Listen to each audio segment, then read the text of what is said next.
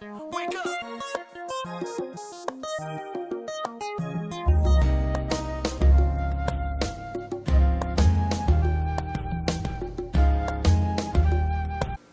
Hey everybody, welcome back to Married to Film. I'm Ralph, this is Shamanda. Hey you guys. And right now we're getting ready to do a movie review for Ant-Man and the Wasp. This is actually our second review. The first review didn't record. I'm so mad. But okay. highly upset. So let's get started. It was directed by Peyton Reed. He did Bring It On and Yes Man with Jim Carrey. So let's get started. You want to start? You want me to start? Nope, you go I'll ahead. take a sip. You take a sip? Yep, you go ahead. Okay. You go. Do we both take a sip? You go.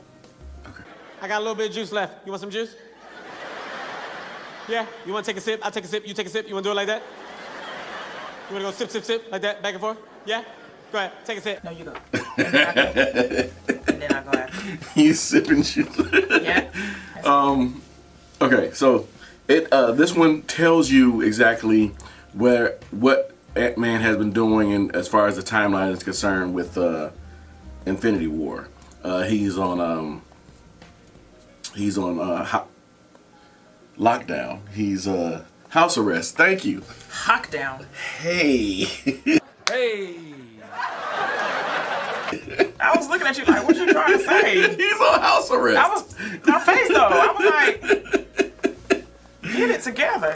So he's on house arrest, and he's got like 3 days till he's off of it, you know, because he's been good, and so they making sure that he hasn't been in contact with Hank Pym, who is Michael Douglas, and Evangeline Lilly, who is Hope. Yeah, Hope, who's the Wasp. So why am I so lost right now? Okay, so he's on lockdown, and House arrest. go ahead. He's on lockdown. He's not in prison. He was locked up in the previous one. You know, Right. Ant-Man 1.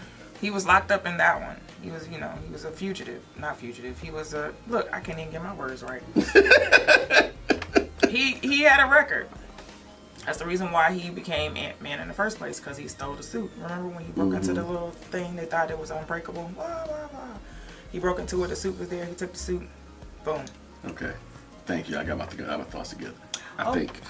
Your what I thoughts said I together? think I got my thoughts together. You think you got your thoughts together? Yeah. Think happy thoughts.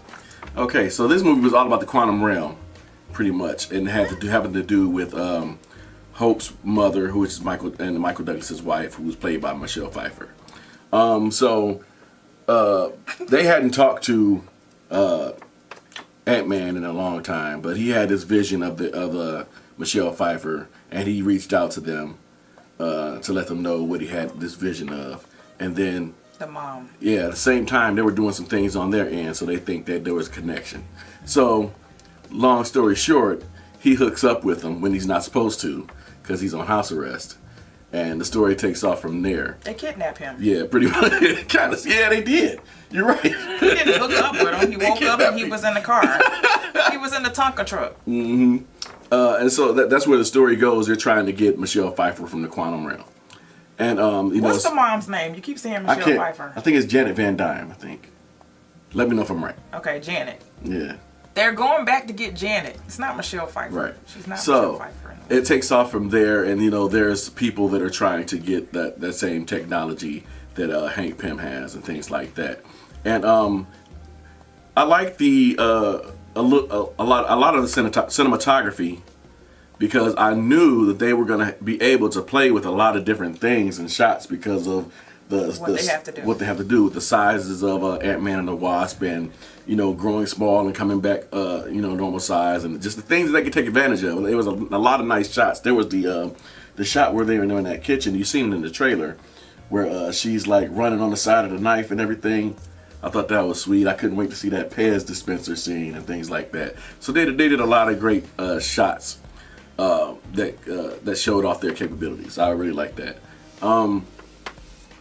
As far as the story was concerned, like we said, it was all about getting Miss Van Dyne out of the quantum realm, and people that was trying to stop her. And the villain, I'm going too long. Go ahead. You might as well wrap it up. No, go ahead. I'm sorry. Wrap it up, B. young man, you've been found guilty by a jury of your peers. The crime you've committed was very serious. And before I sentence you, I'd like to say a few words about your arrest record. What the hell? Yo, the sign is real simple, B. It says wrap it up. Wrap it up. I'm over here making faces and everything. I'm sorry. No, go ahead. Keep going. Okay, doggone it. Ghost. Okay, yeah, Ghost. The villain, the main villain of the thing. You know, just like a lot of villains, they were done wrong. Things happened to them. They had become bitter in their days. Okay. Yeah. But I'm thinking her issue is gonna have some kind of effect in the next Infinity War movie. I don't know. It's just me. I think there were some underlying things that we missed that I want to go back and see again, see if they mention some things that could apply to the next movie or things like that. Because they're good at sneaking that type of stuff in there every now and then. They do it. It's a Marvel film. Yeah, so everything connects some kind of way. Let me interrupt you right here. Please. It has nothing to do with what he was saying. Listen, y'all know Stan is always making his little shots. He's gonna come and make his cameo appearance. Well, it's not really a cameo because he is the creator of the Marvel comics and everything else. But this one, because the car that he was getting ready to get into, they zapped it and it became small. And he was like, man, I knew the 60s was gonna catch up with me one day. I'm thinking to myself, he probably did smoke a lot back then, because I just bust out laughing. I thought it was hilarious. But always look out for Stan in the Marvel films, because he's always going to make an appearance, and it's always comical when he comes about, when he shows up, and it always when you least expect it. Right. Always when you least expect it. So, but yeah, so the main villain is Ghost, which is Ava, and she's a young lady who. Her parents were partners with Hank. Spoiler. Listen, you should have seen it by now. Not necessarily. It's only been out for a day. Oh, it's Saturday.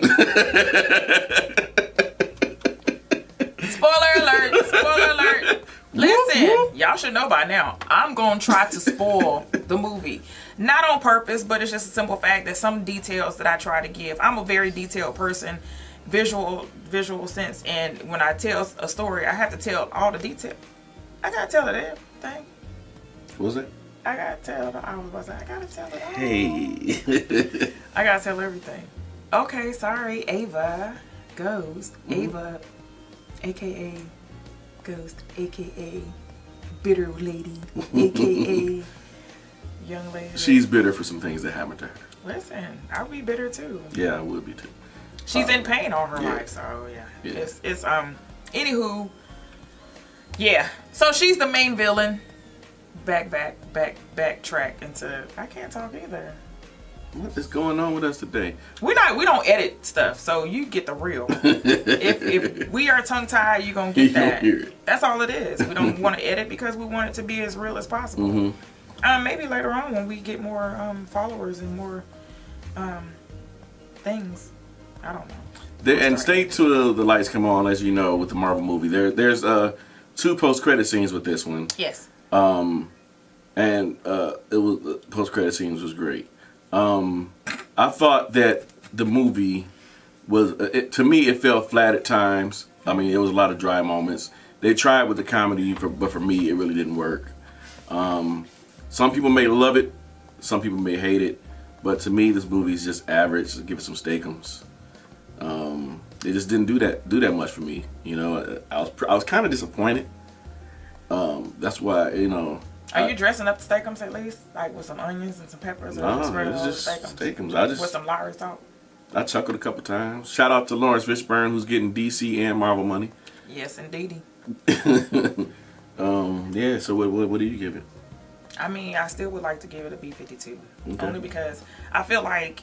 I don't even know if we gave Thor anything less than a B-52. Did we give him a cheesesteak? Did we even rate it? I don't know if we rated it because we hated it at first. We hated it at first, but we did go back, and I know a couple of videos we did say that we have to rebuttal. What'd you give it? A B-52. I'm gonna give it a B-52. I'm a Marvel fan. Not so much in the comics because we were girls growing up. We didn't do the comic things. My cousins read the comics, and I just piggybacked off of what they knew and what they told us as far as stories.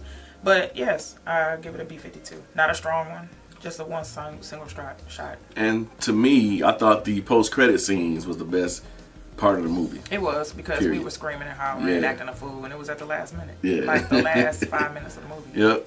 What was that about? Just make sure you stay and watch the post-credits. So, it does tie into a whole lot of things. Yeah, it ties into everything. Everything. As far as Avengers and everything else, you know. Yeah. So let us know what you think of the movie if you've seen it already. If you have any questions or what have you. And don't forget to like and share and subscribe to this channel. Yes, and, please. Oh! And we would like to shout out the giveaway winner. Yes. The giveaway winner of the package. Yeah. Is going to be Sandra Wiley. Sandra Wiley! So Sandra Wiley, if you're looking at this video, we would ask that you would give us your address so we can mail the package off to you. Message I believe us. You can click on message us. I think that's on the about page, and you can find our email address on there. And I would also put the email address in the comment box. So with that being said, we love y'all. Take care. See y'all next time.